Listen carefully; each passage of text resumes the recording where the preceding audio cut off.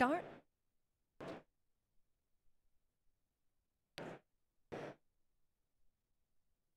Hello, everyone. I'm Kathryn Everest. I'm with Jive Software, and here to talk to you today about the future of work and some of the trends that we're seeing.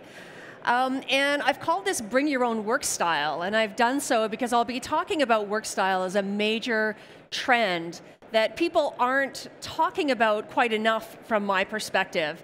And it's, to me, the crux of the adoption challenge that many organizations are facing today. So I love this cover of Time magazine because it kind of gives you this illusion that 1 minute we're in our three-piece suits, black and white, going to the office with our briefcase, and then we pass this magic threshold and somehow we become millennial dude with the latest iPhone in our pocket, able to work from anywhere, anytime. Because we tend to think of the future as some kind of destination, that it's this very futuristic, very interesting place where all problems are resolved. But it's not really a destination, it's more of a journey. And the challenge with the journey, though, is that in the past, journeys have taken a long time. And now, things that we thought were like definitive things that technology will never do is now suddenly becoming a reality. So we have all of these factors that are coming into place. You know, I remember as a kid, and in case you're wondering my accent, it's Canadian, if I'm throwing anybody. When I was a kid, we had a cartoon called the Jetsons. And the Jetsons had this, it was an amazing cartoon, but George Jetson, even in his space age thing, was still driving his spaceship. Like, never in the Jetsons was the spaceship driving itself, and here we are, 2015, with self-driving cars. So guessing the next biggest trend is hard. So this takes us to the other thing. So if things are happening fast, let's just jump onto every single trend as it comes along. But we can't do that either, because sometimes, you know, brilliant minds get it right, and sometimes brilliant minds really get it wrong. So it's not enough just to do that. So what do? We do this wait and see approach, right? We just wait and see what actually happens, but that is even becoming more challenging. If you think about all of the technological change that happened in the year 2000, if we were to think of that as a unit of change, that is now happening every 66 minutes. Like, the rate of change is just incredible. So we don't know when things are going to tip until they've tipped, and then sometimes it's too late. And sometimes entire industries get decimated in the process. Sometimes entire categories are wiped off the map. So it's really, really challenging to keep up. And a lot of us like to think of ourselves as people who can really know the future. But the reality is we're not clairvoyant. We don't know the future. I'm not about to tell you what it's going to look like. I'm going to talk about some trends, and I'm going to talk about some fundamental skills that we can take on in order to make that happen. So if we're going to try and keep up with the rate of change, we know that's hard. And IT has been very, very challenged keeping up with the rate of change. And they're going through a digital transformation at the moment to try and keep up with that rate of change so that they're better able to do it. But what we don't really recognize is what's happening inside organizations. And just as there is a huge range of how IT departments are keeping up with the rate of change, there's also people within those organizations who are really struggling. There are a variety of users who are all having a hard time with the rate of change, but ironically in very, very different ways. Some of those people are having trouble with the amount of change because it's taking too long, and they are constantly pushing at the boundaries. Those are the people within your organizations who are constantly finding new ways of working, new apps that we need to bring in, new technologies that we need to do. Then, of course, you have people who are at the bottom of the spectrum who are struggling to keep up with the rate of change. And then you have a huge amount of people in between. Now, I really regret putting the old crusty guy at the bottom of the list there, because this is not a generational discussion, and I'll get into that in a moment. So really what I mean about work type workstyle is a way of being able to connect and communicate and collaborate the way you want to. So one of the challenges that we've had in the past really is that we tend to force work styles upon people. We bring in a new tool, we bring in a new technology, and we just expect them to adopt it. Just change the way you work. It's not that big a deal, but the reality is it is that big a deal. There we go. I want to make sure I also point out that there's no such thing as good or bad work styles. The people in your organization who are pushing the boundaries, sometimes they're incredible, but sometimes they're not. Sometimes they're just boundary pushers. They're not particularly good at what they do, they just love technology. And then you've got people who are slow to adopt. They're slow to adopt technology, but not necessarily new ideas and new work practices. So it's not to say, well, that's okay, we'll just let the people who are having trouble keeping up just sort of naturally atrophy, and we'll just keep moving along without them, because that will really mess up your business. And because multi-generational is here to stay, I'll make the point that that is the case, you will experience that as well. So when we think about workstyles are how we work. Lifestyles are very much the way we live our lives. So the way we live our lives, it needs to serve our broader context. Our work styles are the same. So this is the challenge with the adoption issue that a lot of organizations have. They think that if we just ask people to change their work styles to accommodate all of these new technologies, to accommodate this future of work, it's going to work for them. And we generally give them very, very generic reasons for doing so. We say, it'll make you more productive, or you'll be able to keep up with the latest messages, or whatever the case may be. But the reality is that won't matter to them. It needs to serve their broader context. And we tend to use traditional change management to address this as well. People sit down and they go, well, what's in it for the user? And we create all these very, very generic what's in it for them statements, and then we send it out, and we hope that that will work. But many organizations are realizing that isn't working. It needs to serve their broader context. So let's talk about how to do that. Before we go into it too much, I just want to make sure everybody's really clear about what I mean by work style. Work style is how you show up and how you work with others. And it has a lot of, it meets a lot of the things that you think of in terms of your lifestyle. Things like your personal rhythms, where you are in your career. Are you in learning mode? Are you new to your job? Have you been there for 7.5 years and you're just trying to figure out how to get your phone to stop ringing as opposed to start ringing? What's your personal style and your personal brand? I really like very collaborative, open, informal tones, but I have to work with people who have a different point of view.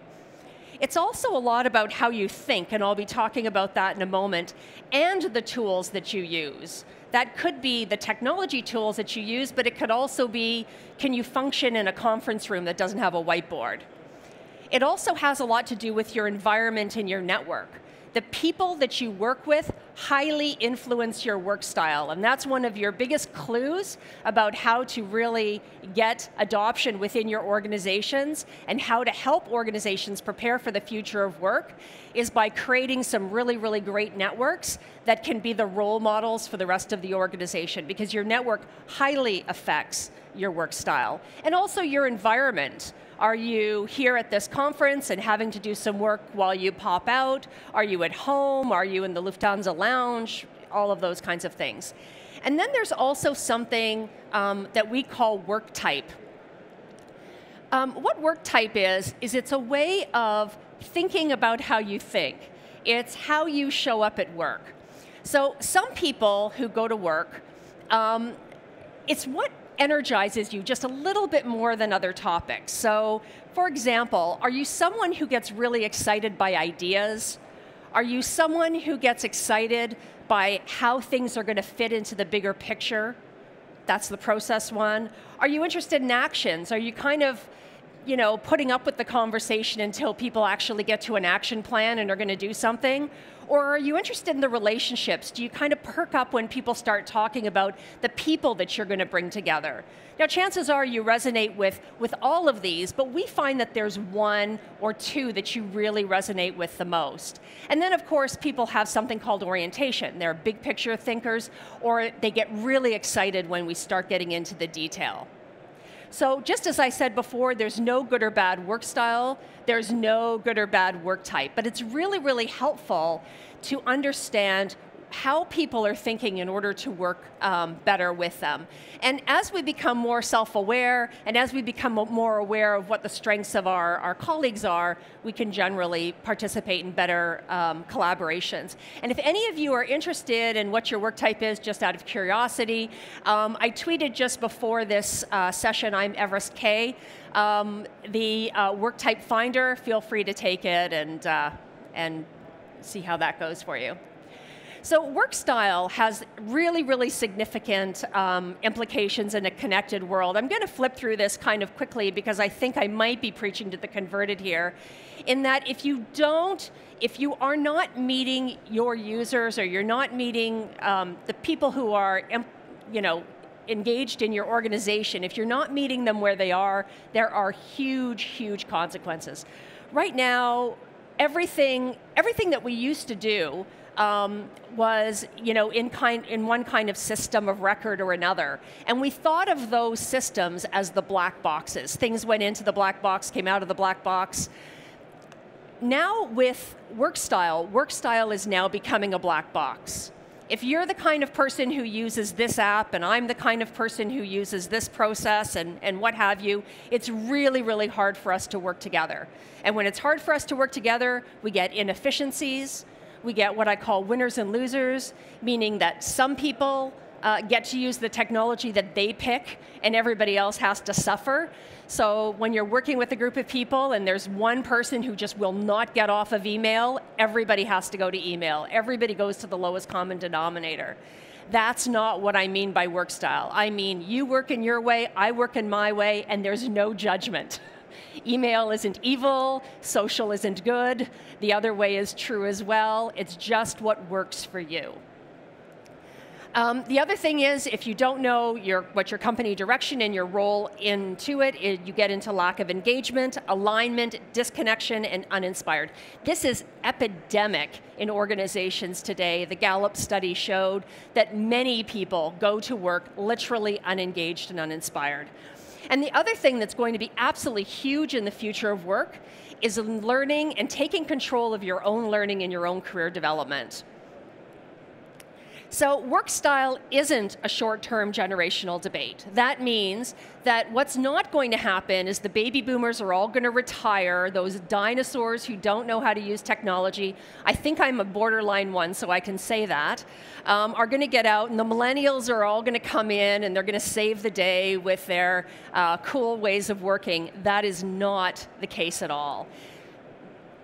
The reality is multi-generational workforces are here to stay. In fact, I had a really interesting engagement once where I was asked by an organization to find out what people who are going to be retiring plan to do in their retirement. And what was interesting to me is there was this hypothesis that the executives were going to sail around the world and the middle management were all going to want to go out and be contractors or continue working so they could continue to make money. But that's not actually what happened at all. What happened was the people whose children were all through school or people whose big financial commitments had already been made were all thinking about their second career. They were thinking about going into teaching. They were thinking about starting a business. They were thinking about all kinds of ways to stay connected to the workforce, but they were thinking of doing things that were more driven by passion. And those who were becoming retirement age were all going to join what I call Freelance Nation. They were all going to go back and be contractors. There were so few people who planned to sail around the world. And the reason is we're living longer. And retiring midlife is actually a pretty significant challenge depending on how long you plan to live. Not to mention the economy is pretty interesting at times, and you never know where it's going to take you. And finally, a lot of people find passion and meaning in their work, and they wanted to stay connected to it. So the baby boomers and Gen X and all of those are not going anywhere. They're probably going to stick around for longer than we think. And here's the other kicker, is that right behind the millennials, there's another generation that we haven't really named yet that is going to come in with their own work style, right? So every generation comes in with a new point of view. And they're going to be looking at the millennials going, why are you holding a device when I can just have my wearable in my piercing or wherever they choose to do it? But nonetheless, there will always be another generation. There will always be challengers to the status quo. So work style is here to stay.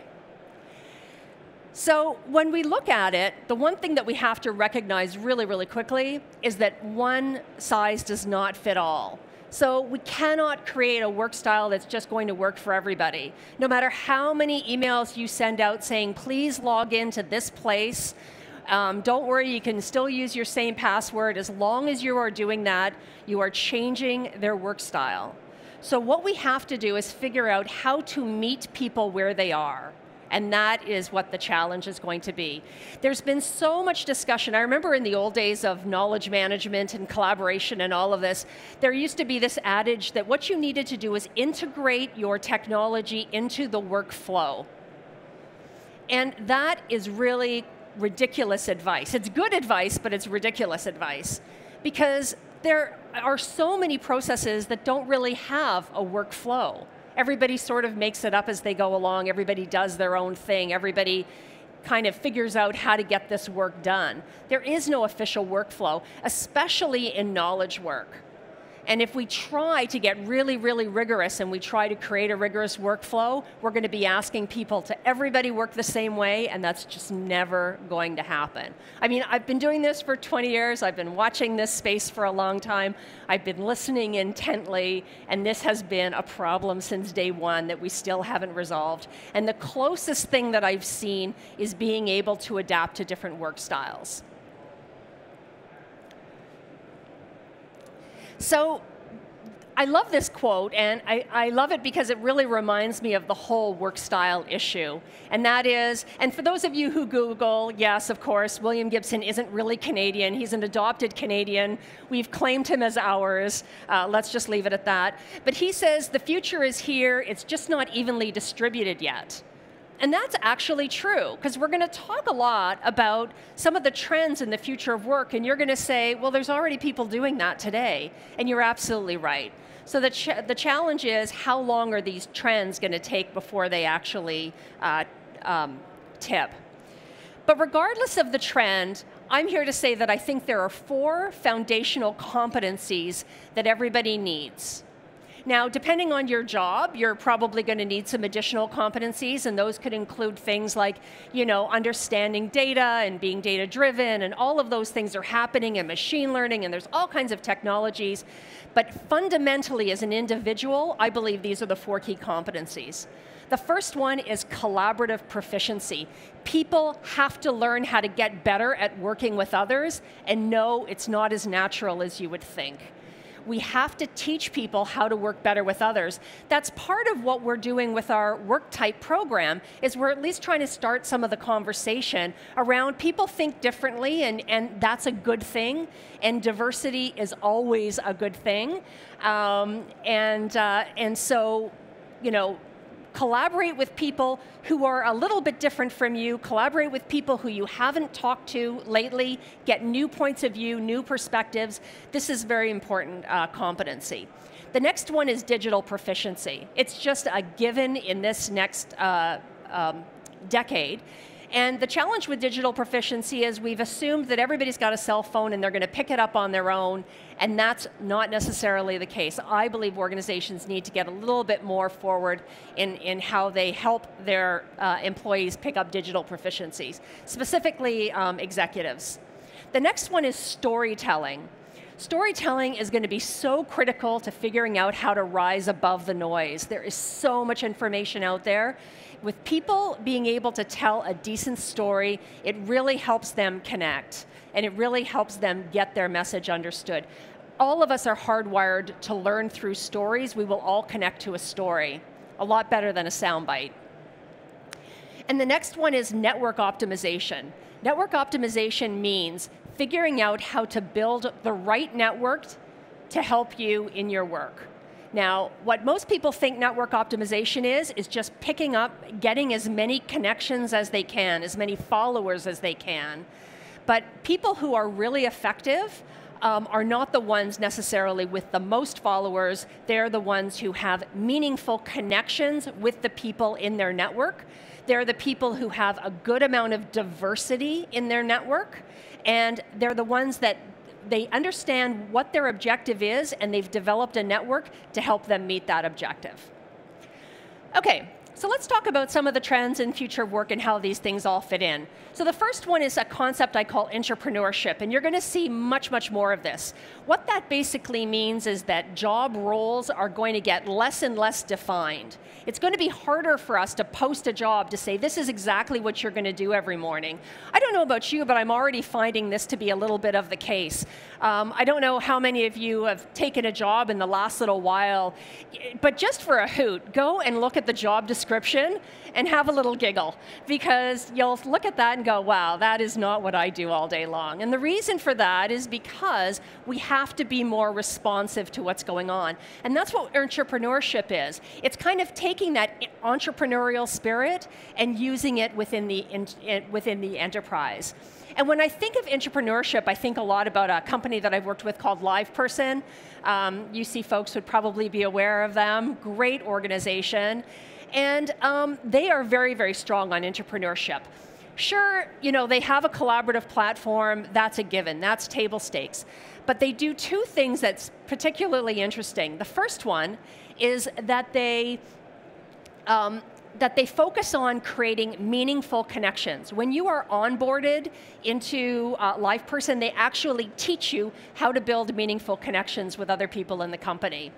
The second thing that they do is they do things that their culture and their values are being an owner and helping others, which is just what entrepreneurship is all about. And one of the things that they did was they said, how would we, the CEO on their collaborative platform said, how do we disrupt LivePerson? If you were our competitor and you were trying to disrupt us, how would you do it? And they started this fantastic conversation. They got some great input from right across the company, and they used that information to build the next generation of their platform, LiveEngage. So really, really effective technique of allowing people to do the things that they want to do. This is a quote from one of their leaders, and it says, for many people, an idea lives only in their heads. They never get to see it come to fruition. And think to yourself how many people at your company or companies that you've worked at that have that kind of attitude or belief. But at LivePerson, I was given the support to explore, develop, and own making my idea a reality. The opportunity to turn a passion project into a tangible product that's good enough to drive investment, and I knew the organization would embrace it. That's the kind of entrepreneurial spirit that's already happening today within organizations. The question is, this is happening with just a few. Are more organizations going to embrace it? I think so. The next one is the quantified self. I'm running a little low of time, so I'm not going to go into it too much, but really the quantified self, for those of you who are really into your pedometers, into your wearables and everything else like this, you're able to know lots and lots about yourself, and you're able to give yourself more through that data. You're able to improve yourself. You're able to, and there's two key things that this does. Number one is it provides exceptional feedback, moment by moment feedback. And the other thing is it creates a small competitive spirit. You can either compete against yourself or you can compete against your friends. And I think these trends are going to start seeping into the quantified employee or the quantified workplace. And you're going to see more and more of this. Here's a couple of examples of how that's already happened.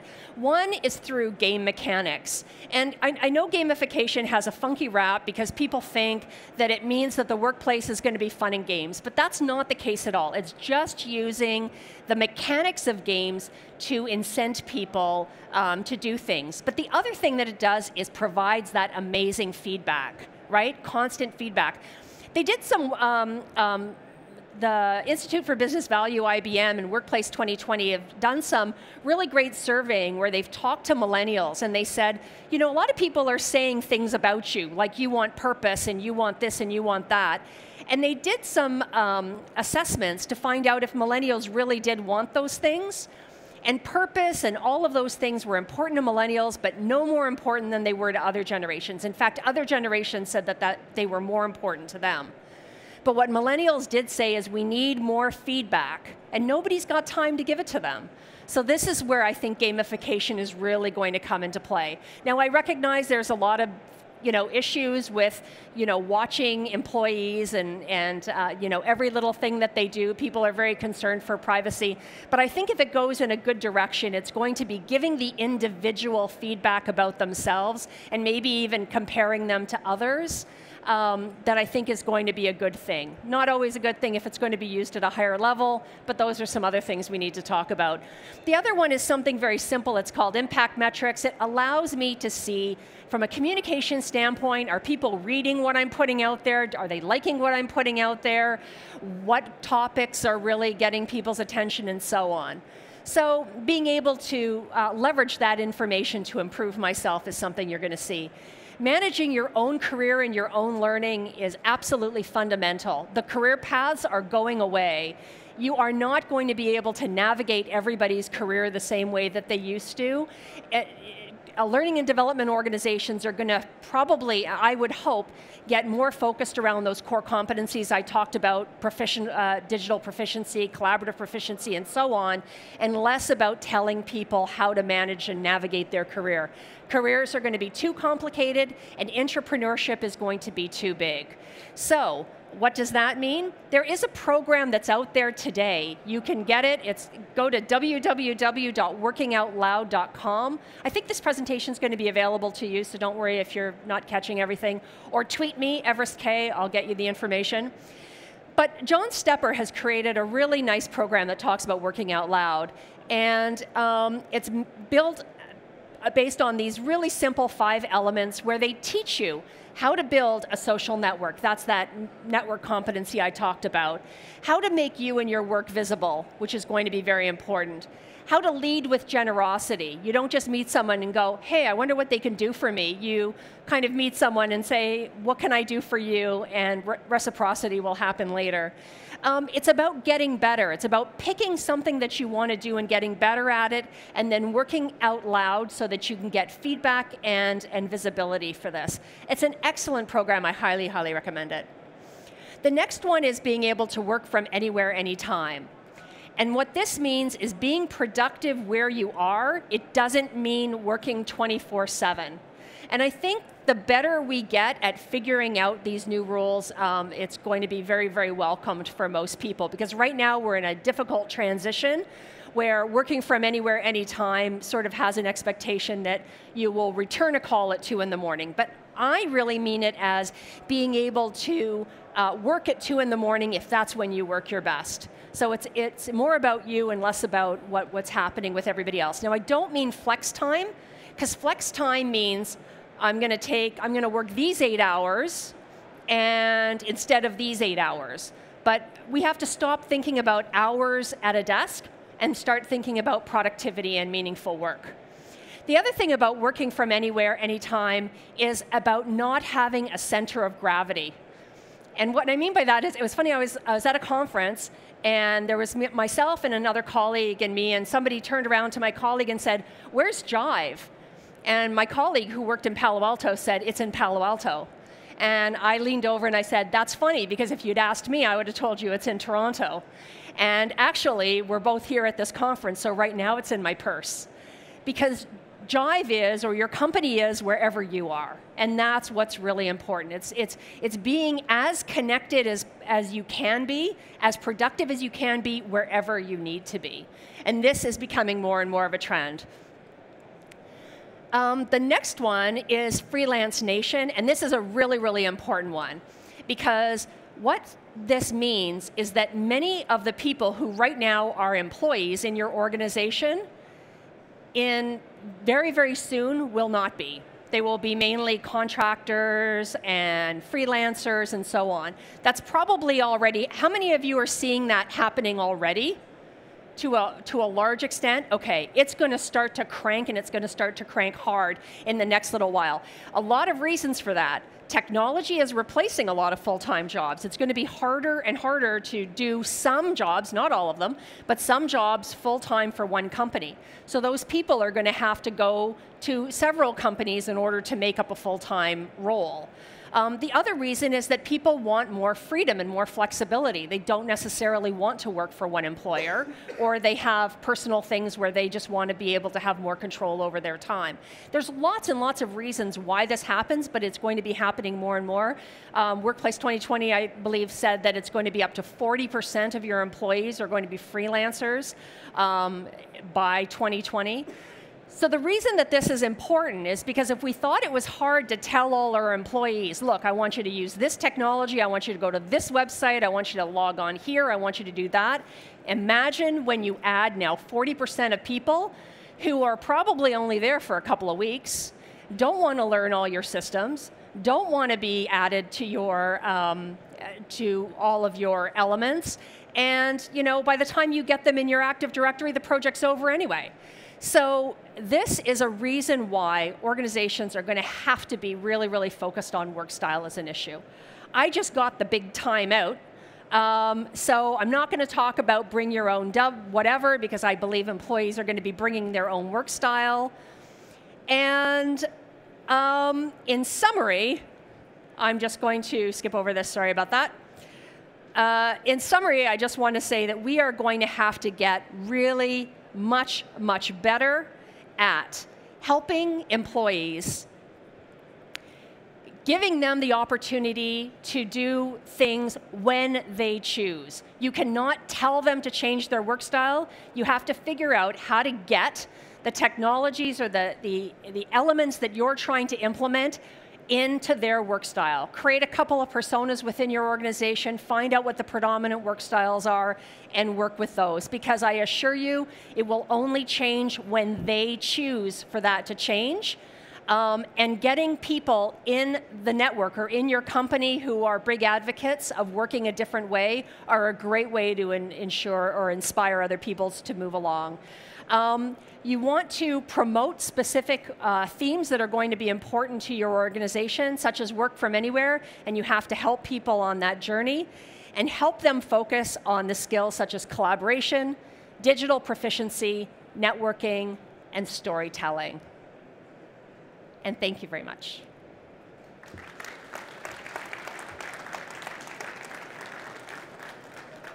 We're done?